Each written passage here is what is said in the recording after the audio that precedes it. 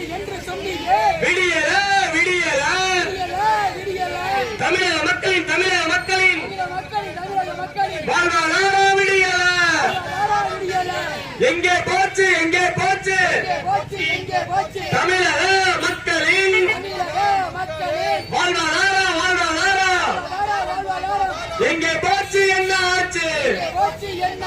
தமிழக பெண்களின் 40 மக்களின்